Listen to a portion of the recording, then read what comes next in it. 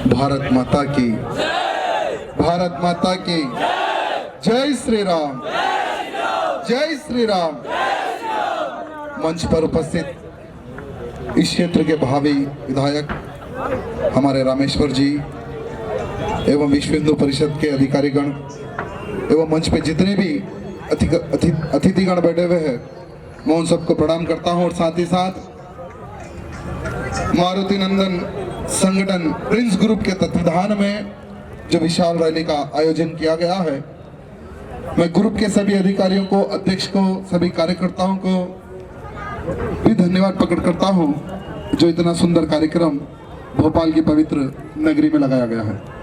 मेरे भाइयों, हमारे रामेश्वर जी ने बहुत ही अच्छा संदेश दिया है। उन दाढ़ी वालों को भी, उन देशद्रोहियों को भी, उन नपुंसकों को भी। मैं आप सबसे कुछ क्वेश्चन करूंगा और आप सिर्फ हाथ उठाकर और जबान से जवाब देना है। देश की रक्षा कौन करेगा? धर्म की रक्षा कौन करेगा? गाय की रक्षा कौन करेगा? अयोध्या में राम मंदिर कौन बनाएगा? लेकिन इसके लिए संगठन का निर्माण होना जरूरी है मेरे भाइयों। जैसे हमारे 5 उंगली है, अगर ये हाथ अगर खुला रहे तो हम कुछ नहीं कर सकते सिवाय कांग्रेस जैसा हाथ बता सकते, बाय बाय, सिर्फ बाय बाय कर सकते हम। लेकिन अगर हाथ खुले रहे तो हम कुछ नहीं कर सकते। अगर मुट्ठी बन गया तो अच्छे अच्छे की फोड़ दे सकते हैं, समझ रहे ना? तो आपको मैं क्यों बताना चाह रहा हूं कि संगठन में शक्ति है। जब तक संगठन नहीं होगा, हमारा जो लक्ष्य होता है उसमें हमें कामयाबी नहीं मिलेगी। तो हमें संगठन किस प्रकार से बनाना है, किस प्रकार से संगठन बनाना है, मैं आपसे पूछना चाहता हूं। मेरे भाइयों, 1925 में एक ऐसे संगठन का निर्माण हुआ जो तब से लेकर आज तक देश के प्रति, धर्म के प्रति कार्य करने वाला एक बहुत बड़ा विशाल संगठन है, राष्ट्रीय स्वयंसेवक संघ। मैं यहाँ पर पूछना चाहता हूँ कि कितने लोग उस संगठन से जुड़े हुए हैं? कितने लोग राष्ट्रीय स्वयंसेवक संघ से जुड़े हुए? हाथ उठाओ। जितने लोग नहीं जुड़े हैं, मैं उनसे यही पूछना चाहता हूं कि अपने जीवन में अगर इतिहास लिखना है तो आप तुरंत राष्ट्रीय स्वयंसेवक संघ से आप जुड़ जाओ।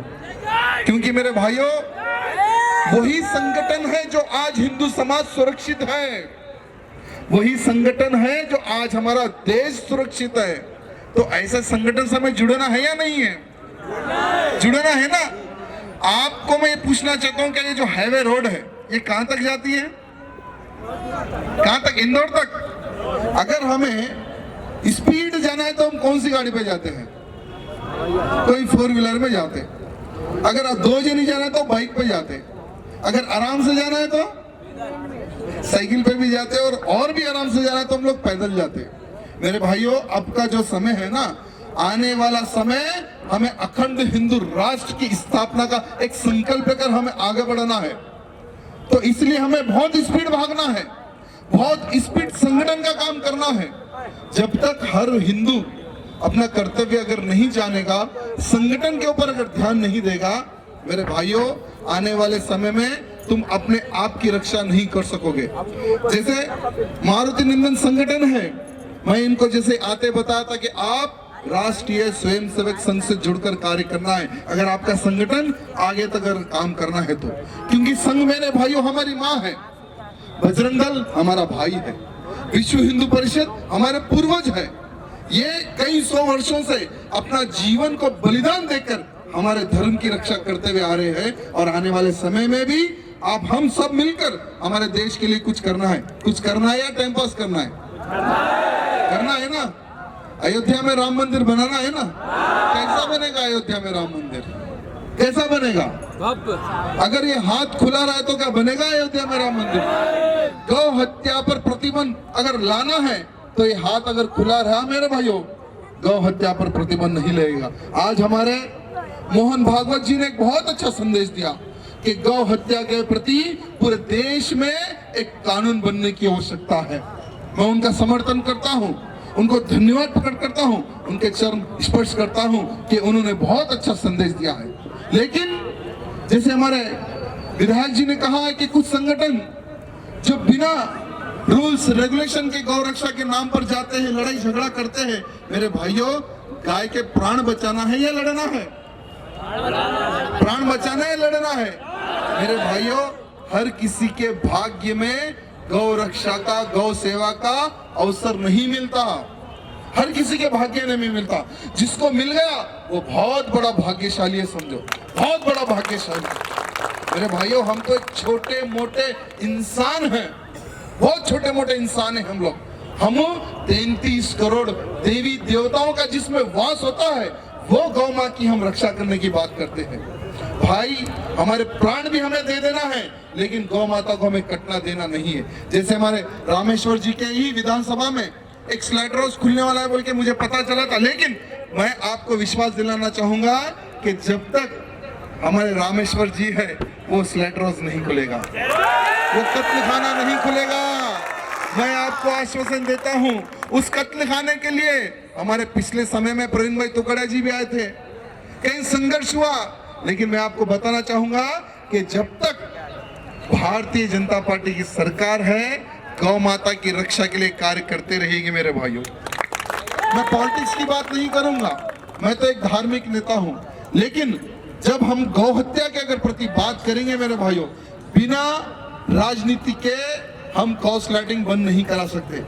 पूरे विश्व में गौ हत्या के प्रति हम कानून नहीं ला सकते। इसीलिए हमें ऐसे नेताओं का भी धन्यवाद प्रकट करना है जो गौ स्लैटिंग के प्रति लड़ाई लड़ते हैं। और साथ ही साथ कुछ लोग कहते हैं कि हम राम मंदिर बनने नहीं देंगे, कुछ लोग कहते हैं कि हम राम मंदिर बनने नहीं देंगे। अगर अयोध्या में राम मंदिर बनेगा तो पूरे विश्व में, पूरे देश में हम तहलका मचा देंगे। ठीक है, स्वागत करता हूं मैं सब उनको, स्वागत करता हूं मैं सब उनको। एक यूपी से एक वीडियो भेजता है, एक वहां से एक वीडियो भेजता है, एक उधर से एक वीडियो भेजता है, एक उधर से एक फोन करता है, कहता है कि हम मंदिर बनने नहीं देंगे। भैया, वो समय गया जो मुल्लों की सरकार थी यूपी में, वो समय गया। अब तुम्हारे बाप की सरकार है यूपी में। योगी सुनने वाले नहीं है मेरे भाइयों, वो किसी की नहीं सुनते, आपको पता है, क्योंकि वो एक ऐसे नेता है जिनको हमने पूरे विश्व में हिंदू हृदय सम्राट की उपाधि दी है। ऐसे हमारे महान नेता है हमारे योगी जी। और मैं आपको बताना चाहूंगा, जो लोग जो इधर उधर भोगते घूमते हैं कि अयोध्या में राम मंदिर बनने नहीं देंगे, भैया वो दिन भूल जाओ, वो दिन भूल जाओ कि तुम अयोध्या में राम मंदिर बनने नहीं दोगे। मैं आपको बताना चाहूंगा, ये 2 साल के अंदर भव्य राम मंदिर बन के ही रहेगा। अगर कोई कोर्ट से, देखो सुप्रीम कोर्ट ने एक बहुत अच्छा डिसीजन दिया। सुप्रीम कोर्ट क्या कहता है कि भाई बाहर बैठ के मसले को हल कर लो। क्यों कहता है सुप्रीम कोर्ट? क्योंकि एक समय में हमारी राज्यसभा में ताकत नहीं थी, अब बहुत ताकत आ गई है, अब बहुत ताकत आ गई है। अगर तुम मर्यादा से अगर मानोगे तो हम तुम्हारी मस्जिद भी कहीं कोने में बनवा देंगे। अगर तुम मर्यादा में आओगे तो सरयू नदी के उस पार कहीं भी कोने में मस्जिद बनवा देंगे। अगर तुम मर्यादा में नहीं होगे तो 2018 में कानून बनेगा और भव्य राम मंदिर की स्थापना बनेगी। ये आप सब लोग देखेंगे। दूसरी बात मेरे भाइयों, अयोध्या राम मंदिर का मैं अगर इतिहास बताने बैठा हूं, 500 साल पुराना इतिहास हम देख सकते हैं, हम सुन सकते हैं। हजारों लाखों हिंदुओं ने अपने प्राणों का बलिदान दिया, वो हमारा राम मंदिर है मेरे भाइयों। हजारों लाखों हिंदुओं ने अपने प्राणों का बलिदान दिया। हमें क्या पता है? हमें सिर्फ 91 सिर्फ हमें यही पता है। 90 में क्या हुआ मेरे भाइयों, 91 में क्या हुआ, 92 में क्या हुआ? कहीं राम भक्तों को मारकर, वो मुल्ले की सरकार ने कई राम भक्तों को मारकर सरयू नदी में बहा दिया मेरे भाइयों। कई ऐसे हमारे महान पंडितों को मारकर सरु नदी में बहा दिया मेरे भाइयों। लेकिन हमें उन सबके खून का अगर बदला लेना है तो बस एक ही एक कार्य करना है, अयोध्या में भव्य राम मंदिर बने। हमें सिर्फ ये संकल्प लेना है मेरे भाइयों, सिर्फ ये संकल्प लेकर हमें आगे बढ़ना है। और साथ ही साथ यहाँ पर जितने भी नौजवान हैं, आप सबको एक संकल्प लेकर आगे बढ़ना होगा कि मैं एक हूं, मैं 100 कार्यकर्ताओं को अयोध्या में राम मंदिर के प्रति और अखंड हिंदू राष्ट्र के प्रति एक संकल्प दिलाऊंगा। ये आपको संकल्प लेकर आगे बढ़ना है। मैं समझता हूं कि आपके फोन में इजीली 1000 तो कांटेक्ट नंबर तो होंगे ना, 500 तो होंगे। 500 कार्यकर्ता नहीं आपके फोन में, रिश्तेदार, दोस्त, फ्रेंड, सब लोग। सिर्फ अगर ठीक है 500 छोड़ दो, अगर एक कार्यकर्ता मिलकर अगर सिर्फ 100 कार्यकर्ताओं को तैयार करे, वो 100 कार्यकर्ताओं को बजरंग दल से या विश्व हिंदू परिषद से या राष्ट्रीय स्वयंसेवक संघ से अगर जोड़ दे, मेरे भाइयों, लाखों की संख्या, लाखों के राम भक्त, लाखों के गौ रक्षक आपके इस भोपाल में तैयार हो सकते हैं। बहुत इजीली काम है, बहुत इजीली काम है मेरे भाइयों। अखंड हिंदू राष्ट्र का सपना आज पूरा देश देख रहा है, लेकिन अखंड हिंदू राष्ट्र तभी बनेगा जब एक हाथ से एक हाथ जुड़ेगा, एक हाथ से दूसरा हाथ जुड़ेगा, जब एक चेन सिस्टम बनेगा, जब पूरे भारत देश से जब एक आवाज निकलेगी कि हाँ, अखंड हिंदू राष्ट्र मेरा भारत देश बने, तभी अखंड हिंदू राष्ट्र बनेगा मेरे भाइयों। आपको पता है इस्लामिक स्टेट कितने हैं इस्लामिक देश?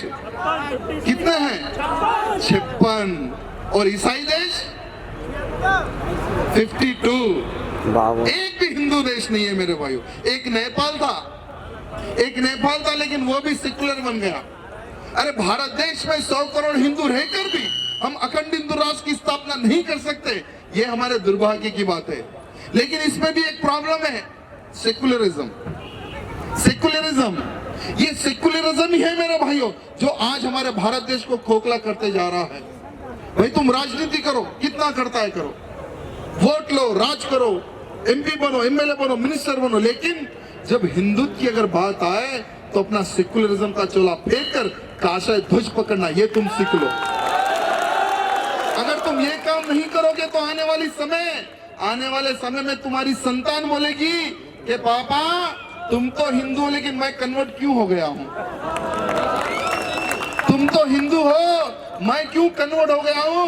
तो बाप बोलेगा क्या पता है कि बेटा जब हिंदुत्व के प्रति कुछ लोग लड़ते थे तो हम उनका विरोध करते थे, इसलिए आज तू कन्वर्ट हो गया।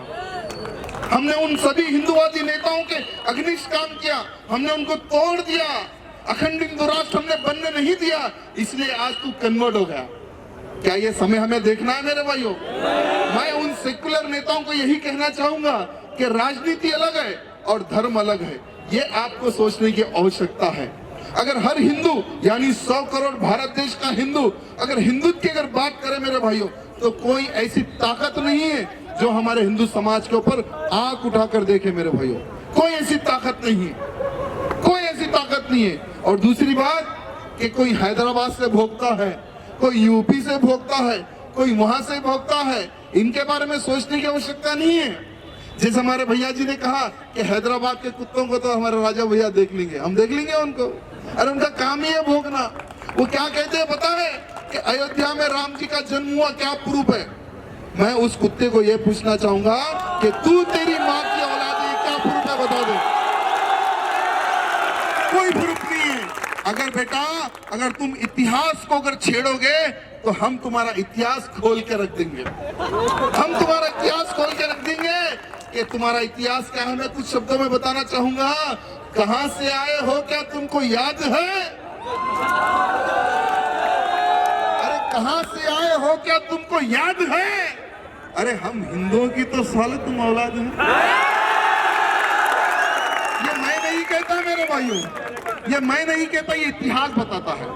अगर कोई भी हमारे पुलिस अधिकारी को अगर डाउट है तो एक बार गूगल में बैठकर इतिहास जान ले। मैं सिर्फ वो इतिहास पढ़कर ही बता रहा हूं। जैसे एक गाड़ी वाले की बात होती है हैदराबाद के, उसके परदादा का नाम क्या पता है? तुलसी राम। परदादा तुलसी राम तो किसकी औलाद है भाई? मैं तो नहीं कह रहा हूं तुम्हारा इतिहास, यानी जो इनके बाप की जो खबर है ना उसके ऊपर लिखा हुआ है उसके बाप का नाम तुलसीराम। आज भी वो दारुसलाम एक बहुत बड़ा है एरिया, वहां पर उनकी समाधियां बनी हुई, उस पे डेट और उनके बाप परदादों का नाम लिखा हुआ है, उस पर तुलसीराम लिखा हुआ है। तो मां के लड़ो, हमारे भारत देश में रहकर और हिंदू समाज को तोड़ने की बात करते हैं। अरे हमारे भारत देश में रहकर वंदे मातरम नहीं गाओगे, वंदे मातरम नहीं गाओगे, वंदे मातरम गाना होगा, वंदे मातरम गाना होगा, नहीं गए तो जबरन तुझे भगा देंगे, हम तुझको तेरी औकात बता देंगे।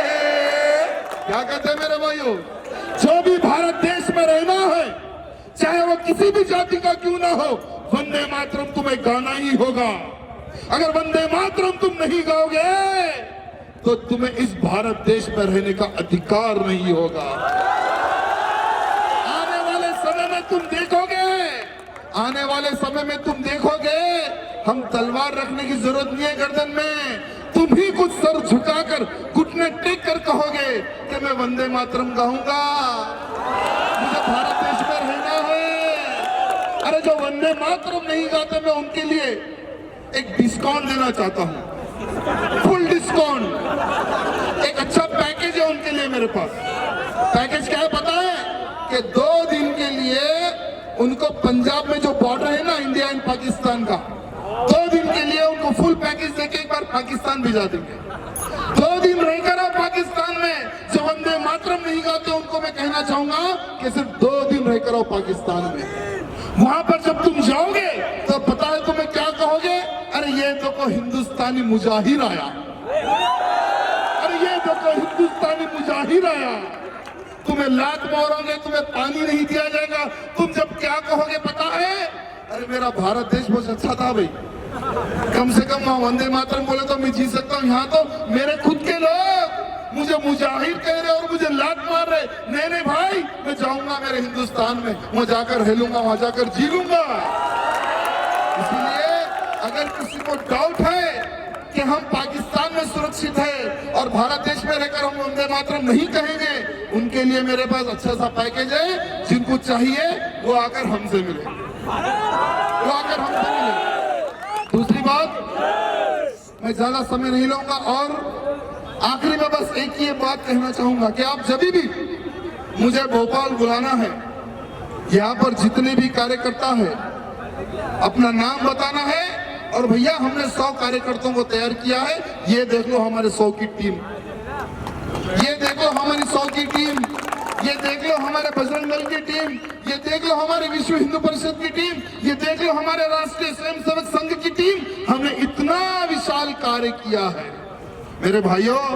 आज अगर हिंदुत्व के प्रति आज का नौजवान नहीं सोचेगा, ना धर्म सुरक्षित ना देश सुरक्षित मेरे भाइयों, यही मैं आपको कहना चाहूंगा। दूसरी बात, सिर्फ मोबाइल पर, फेसबुक पर और व्हाट्सएप पे धर्म सेवा मत करो। रियली में अगर धर्म सेवा करना है तो रोड पर आओ, संगठन का काम करो। अरे कीड़े मकोड़े भी मरते हैं, वो इतिहास नहीं लिखते। आप खड़े हुए होंगे, आपके नीचे कितने कीड़े मर गए, क्या आपको पता है? क्या आपको पता है? अगर आपके गांव में आपका कोई दोस्त या आपका कोई रिलेटिव मर जाता है तो हमें पता होगा क्या? हमें पता होगा क्या? मैं आपको नहीं जानता लेकिन आपका कोई दोस्त मर जाता है, क्या मुझे पता होगा क्या? मेरे भाइयों, साधारण मौत मत मरो।